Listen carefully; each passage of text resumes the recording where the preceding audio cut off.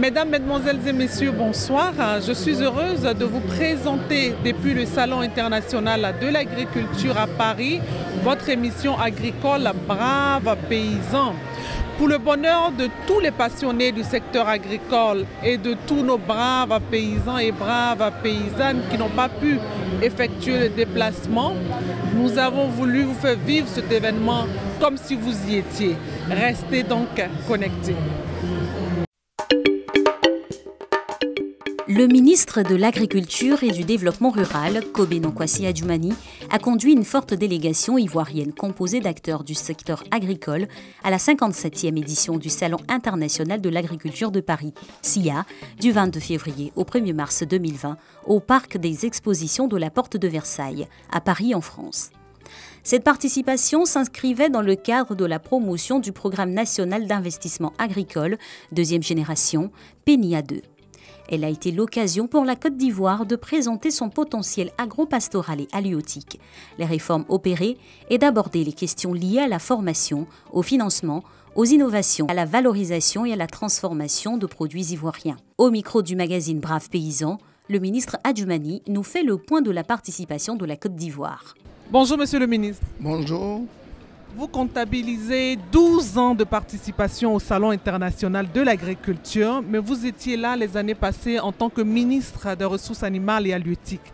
Vous êtes à ce salon 2020 en tant que ministre de l'Agriculture et du Développement rural. Quels sont les nouveaux enjeux? Les enjeux sont toujours les mêmes, puisque mon collègue, le ministre des Ressources animales et moi-même, nous nous sommes accordés à faire en sorte que le nom de la Côte d'Ivoire puisse tonner partout où nous passons. Nous sommes venus à ce salon avec toutes les potentialités agricoles de notre pays, que ce soit dans le domaine des ressources animales et halieutiques que dans le domaine des ressources végétales. La particularité, comme vous l'avez dit, c'est que j'étais ministre des ressources animales et halieutiques, aujourd'hui ministre de l'Agriculture. Il faut dire que c'est passionnant. Notre agriculture a plusieurs potentialités que nous découvrons sur ce site, que ce soit au niveau des productions cacaoyères, avec plusieurs transformations qui ont été faites, que ce soit dans le domaine de la noix de cajou, où les femmes vraiment nous présentent des produits dérivés dus à la transformation, ou même que ce soit au niveau de la banane dessert, tout comme du palmier à huile, avec tout ce qu'on a pu créer pour rendre viable ces productions-là. En tout cas pour moi, c'est une nouvelle expérience que j'adore, mais que j'assume aussi avec vraiment modestie, parce que je vais à la rencontre des sachants pour que je m'imprègne davantage des réalités de ce nouveau ministère. Et Dieu merci, il se trouve que nous sommes arrivés et que nous avons un stand imposant. Les gens y arrivent, la communication y est forte. Tout le monde veut venir visiter parce qu'ici, il y a la vie.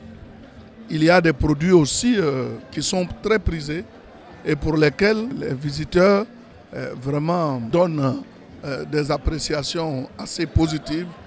Et donc je dis que c'est vrai, j'ai participé à plusieurs salons, mais ce salon-là est incomparable. Et la preuve a été donnée de ce qu'aujourd'hui, nous sommes désignés meilleur stand au niveau international.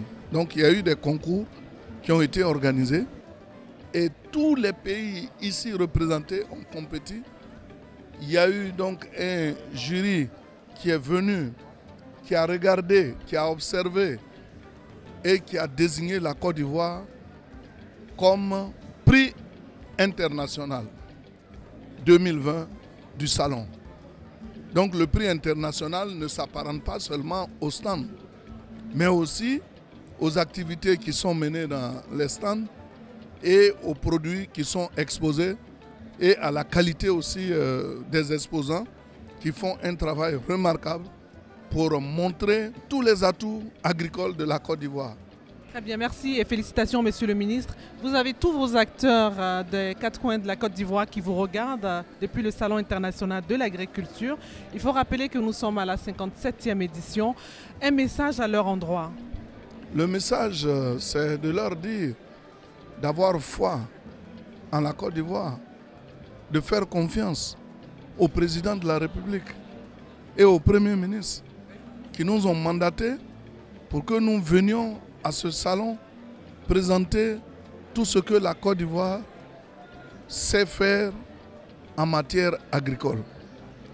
Nous y sommes arrivés, nous n'avons pas démérité, nous avons été primés et je crois que ce que nous avons comme prime, nous le devons au président de la République, son Excellence, M. Alassane Ouattara, qui nous a donné les moyens pour que nous soyons là. Et donc nous irons remettre le trophée au Premier ministre Amadou Gon Coulibaly qui à son tour le présentera au président de la République. C'est un grand honneur qui est fait à la Côte d'Ivoire. Je crois que depuis plusieurs années, je dirais même depuis plus de 28 ans, la Côte d'Ivoire a toujours participé à ce salon et c'est la première fois qu'on a une distinction pareille et que l'Afrique aussi est au sommet parce que je dirais que c'est un prix international, donc il y a tous les continents qui sont représentés, mais c'est à l'Afrique l'honneur est fait, et en particulier à la Côte d'Ivoire. Donc je demande aux populations ivoiriennes de demeurer sereines parce que le président Alassane Ouattara veille à ce que nous puissions nourrir nos populations et demander aussi aux producteurs agricoles de ne pas se décourager parce que la volonté du gouvernement, c'est de faire en sorte que le prix d'achat aux producteurs soit amélioré. Et en matière d'amélioration, on l'a vu, que ce soit au niveau du cacao, au niveau du café, au niveau du coton, au niveau de la nacade, il y a eu des augmentations qui ont été faites. Et la Côte d'Ivoire, en décidant d'augmenter le prix d'achat aux producteurs, fait d'énormes sacrifices, puisque ce sont des sortes de subventions qui ne disent pas leur nom, qui ont été faites, et nous sommes heureux donc d'être à ce salon. Nous sommes heureux de représenter la Côte d'Ivoire. Très heureux d'être à Paris dans le cadre de ce salon, le ministre des Ressources animales et halieutiques, Moussa Dosso, qui était à sa première édition, a également reçu le magazine agricole Brave Paysan. Fidèles téléspectateurs de l'émission agricole Brave Paysan, nous sommes au Salon international de l'agriculture avec le ministre des Ressources animales et halieutiques. Monsieur le ministre, bonjour. Oui, bonjour. Vous êtes à votre première participation au Salon international de l'agriculture de Paris. Quelles sont vos impressions? Très bonnes impressions, simplement parce que c'est la toute première fois que j'arrive et je découvre un espace immense et avec toutes les thématiques de l'agriculture, y compris bien sûr la question des ressources animales et halieutiques, donc centre d'intérêt privilégié. Et donc ma journée s'est passée comme d'habitude en arrivant, donc c'est les différents thèmes que nous prenons au jour le jour pour visiter les différents stands qui nous permettent justement de mieux connaître, de rencontrer donc les acteurs de la filière. Ça a été pour moi une réelle découverte. Je peux dire, sans risque de me tromper, qu'aujourd'hui, la Côte d'Ivoire est sur la bonne voie car il s'agit pour nous de nouer de véritables partenariats, de signer des accords avec des centres de recherche et de voir quels sont les partenaires techniques et financiers qui peuvent accompagner tous les projets que nous avons à mettre en œuvre en Côte d'Ivoire. Super. Alors, vous avez tous les acteurs du secteur agricole, des ressources animales et halieutiques depuis la Côte d'Ivoire qui vous suivent. Quel message, parce que je sais que beaucoup n'ont pas pu effectuer le déplacement jusqu'à Paris.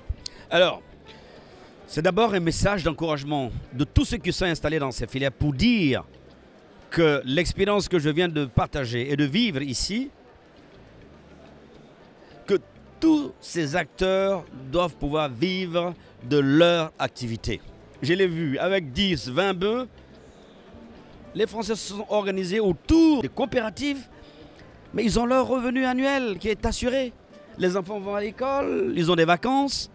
Alors pour dire quoi? Pour dire simplement que l'agriculture, contrairement donc aux idées reçues, les jeunes doivent y aller massivement parce que je peux vous assurer que ça nourrit son homme.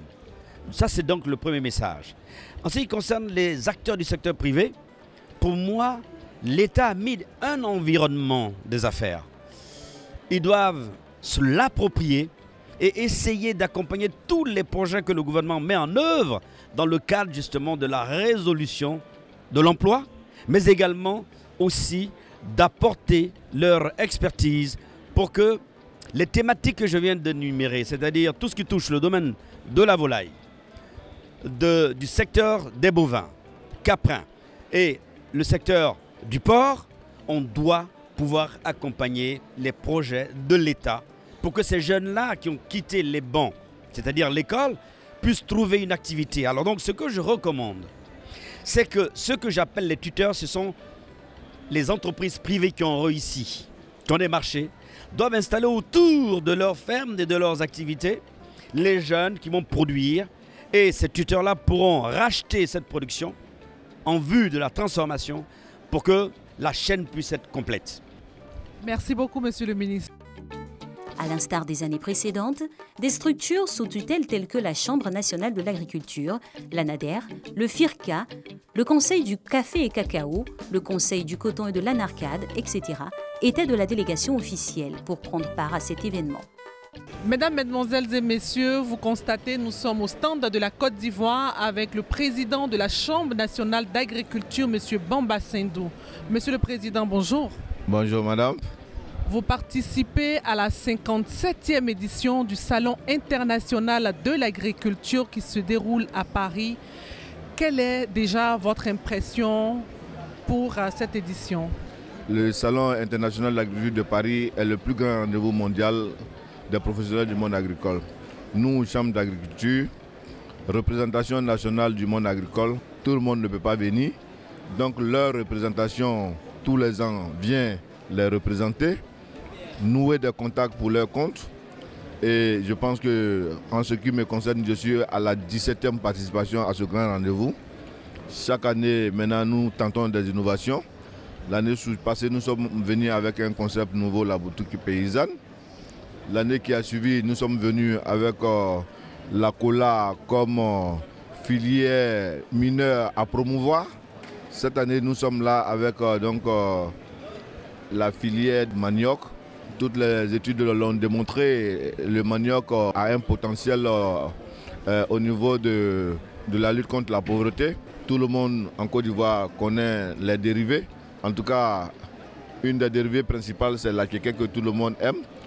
En Côte d'Ivoire, même au-delà des frontières de la Côte d'Ivoire, les gens aiment bien la kéké. C'est bien que la Chambre soit là, mais nous sommes d'autant plus heureux que les professionnels eux-mêmes soient là pour faire la promotion de leurs produits. Merci à vous-même, madame. Les efforts que nous déployons au niveau de la Côte d'Ivoire ne seraient pas connus s'il n'y avait pas de gens passionnés comme vous pour relayer, informer sur les difficultés qui sont les nôtres. Merci beaucoup pour le travail important que vous abattez pour la Côte d'Ivoire, pour les agriculteurs de Côte d'Ivoire. Nous avons un certain nombre de partenariats que nous sommes en train de poursuivre avec des institutions françaises telles que le CIRAD, que nous avons rencontré cet après-midi. Et ensuite, nous avons visité un laboratoire qui traite d'un sujet qui nous tient à cœur, qui est la transformation des déchets de produits agricoles, qui va permettre aux exploitants agricoles d'avoir des revenus supplémentaires à partir des déchets qu'ils rejetaient d'habitude dans leur plantation. Les coques de cabosses, on veut les transformer pour faire soit du biofuel, soit du biogaz. Il y a un partenariat qui porte sur l'agroforesterie pour accompagner notre cacaoculture, puisque nous travaillons avec le Conseil Cacao aussi. Au cours d'une conférence organisée sur le stand du ministère de l'Agriculture et du Développement rural, le chef du service de la commercialisation intérieure au Conseil du café cacao, Arsène Dadi-Kakou, s'est appesanti sur le choix du pays porté sur la traçabilité et la durabilité de la filière. Mesdames et messieurs, nous sommes sur le stand de la Côte d'Ivoire, précisément avec le Conseil du café et du cacao qui vient d'animer une conférence qui a été appréciée ici au Salon international de l'agriculture. Monsieur, bonjour. Bonjour, madame. Alors, vous étiez le conférencier tout à l'heure. Quels ont été les points essentiels que vous avez présentés au public ce matin?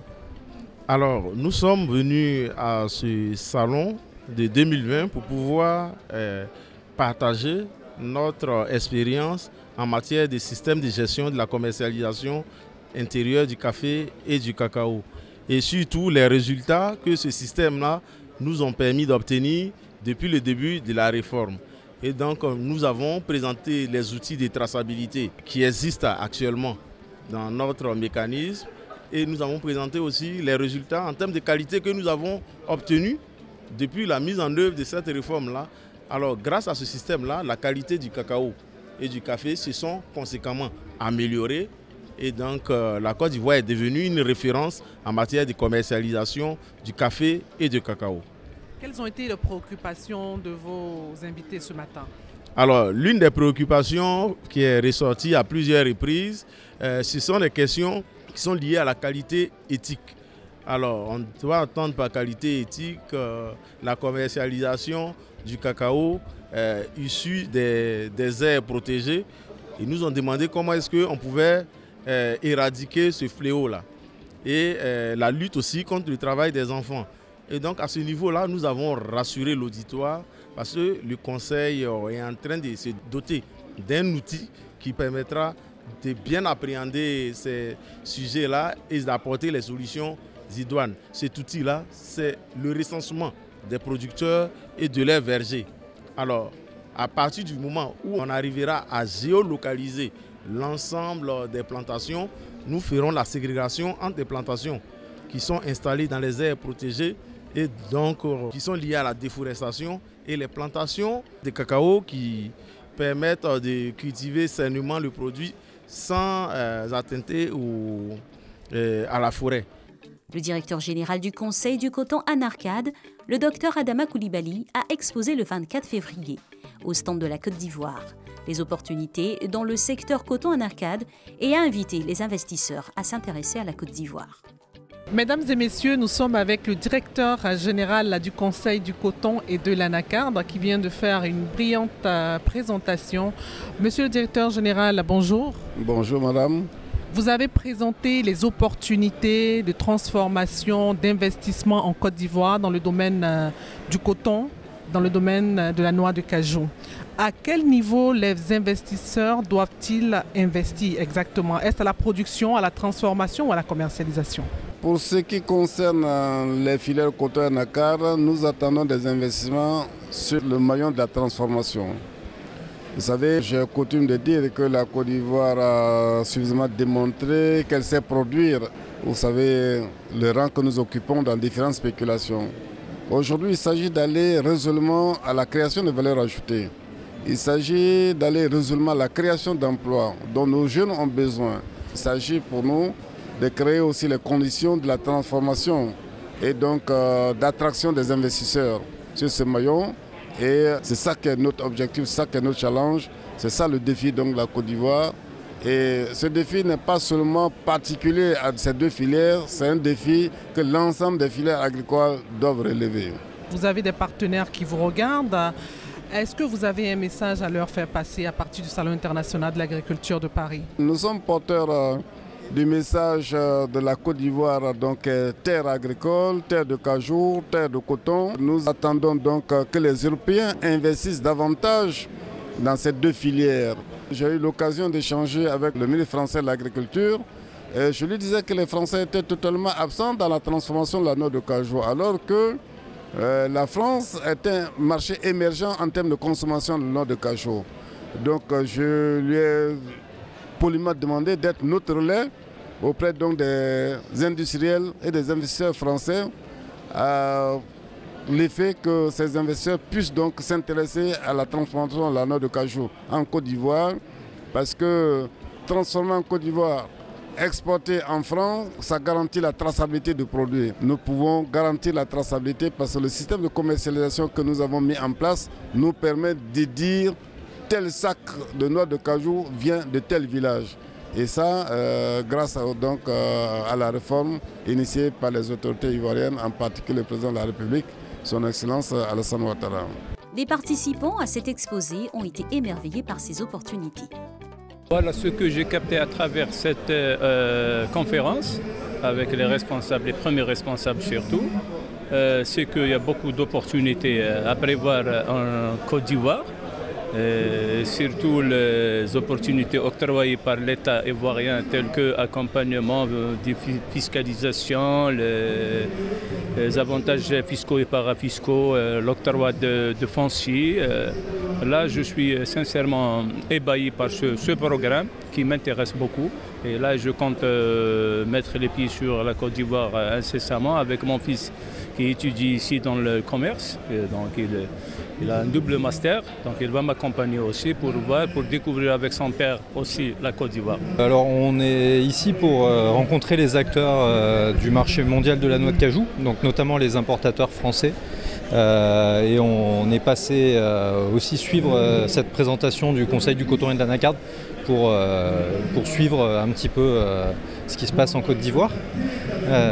Voilà, c'était très intéressant, très bien présenté. Intercoton, l'organisation interprofessionnelle agricole de la filière coton de Côte d'Ivoire, en plus d'exposer la chaîne de valeur du coton ivoirien et de prendre part aux activités de la délégation ministérielle, a lancé le jeudi 27 février sur le pavillon de la Côte d'Ivoire la commémoration de ses 20 années d'existence. Ce lancement a été marqué par une conférence dite par son secrétaire exécutif, M. Siloué Siontiama Jean-Baptiste, sur le thème « Rôle et contribution d'une organisation professionnelle agricole, OIA, dans le développement d'une interprofession ». Cas de l'intercoton durant ces 20 dernières années en Côte d'Ivoire. Le conférencier a succinctement livré à son auditoire un bilan riche et positif de l'organisation qui aura contribué durant ces 20 années d'existence par une bonne gouvernance et un leadership à créer en performance le consensus, la sérénité au sein de la filière. Sans oublier les difficultés surmontées, baisse de la production et du rendement, destruction du schéma de production de semences, toutes choses qui lui ont valu la confiance de l'État de Côte d'Ivoire, des partenaires techniques et financiers, avec la mobilisation de plus de 100 milliards de francs CFA pour des projets au bénéfice de la filière coton de notre pays. Aujourd'hui, la troisième en Afrique en termes de volume de production. 470 000 tonnes en 2019, avec un rendement d'environ 1,2 tonnes par hectare. Le conférencier a par ailleurs expliqué que pour le futur, Intercoton compte relever les défis liés à la modernisation de la cotonculture à travers la motorisation pour une meilleure résilience et adaptabilité au changement climatique et une réduction de la pénibilité de la cotonculture afin d'attirer de jeunes producteurs pour assurer la relève demain. Créé en 2000 et aujourd'hui 2020, ça fait 20 ans que l'interprofession existe, c'était de faire un retour en arrière pour voir le parcours de cette organisation qui est devenue une organisation modèle dans le milieu des interprofessions de Côte d'Ivoire et de la sous-région. L'auditoire s'est intéressé à la durabilité de la culture du coton en Côte d'Ivoire et particulièrement quelles sont les dispositions que l'interprofession prend pour assurer la durabilité de cette culture. Nous avions répondu à ces questions en partant de la mécanisation, la recherche, la formation, les partenariats avec les universités, le partage d'expériences et aussi tous les programmes d'appui de l'État en faveur de la filière et aussi l'appui de l'autorité de régulation du Conseil de coton et de l'anacarde. Outre le secrétaire exécutif Intercoton, son président du conseil d'administration, M. Soro Yakouba, les présidents de l'association des égreneurs, la Prodcote Côte d'Ivoire, M. Jean-François Touré, les deuxième et troisième transformateurs, M. Konaté Vassiliki, le DG de la Fédération des producteurs de coton de Côte d'Ivoire, M. Siloué Kassoum, présents, ont répondu aux nombreuses questions de l'auditoire. Le PCA Soro Yakouba a profité de notre micro pour lancer un message aux producteurs. L'appel que je lance aux producteurs, le bon travail qu'ils ont déjà fait, il n'est qu'à continuer de faire de bon travail. Cette année, il nous a montré que vraiment il peut faire des qualités de coton. Donc on a trouvé que les fibres de qualité, vraiment, c'est vraiment bon. Intercoton a un bon plan pour eux, de produire de bonnes qualités de semences pour qu'ils vont produire bien. Et puis tracteur pour vraiment labourer. Et puis aussi, on va essayer un drone cette année pour voir si ça peut nous aider au niveau des traitements. Ce que je veux dire aux égreneurs aussi, ils doivent faire confiance aux producteurs pour les aider pour produire bon coton pour leur donner. Les filateurs et puis utilisateurs, je leur dis aussi de faire confiance en Terre Coton. En Terre Coton, c'est poué. C'est pas la peine, ils vont regarder si c'est pour quelque chose, c'est poué. Il faut noter que plusieurs braves paysans ivoiriens et d'autres pays africains étaient également présents à ce salon de l'agriculture. Nous les découvrirons dans notre prochaine diffusion.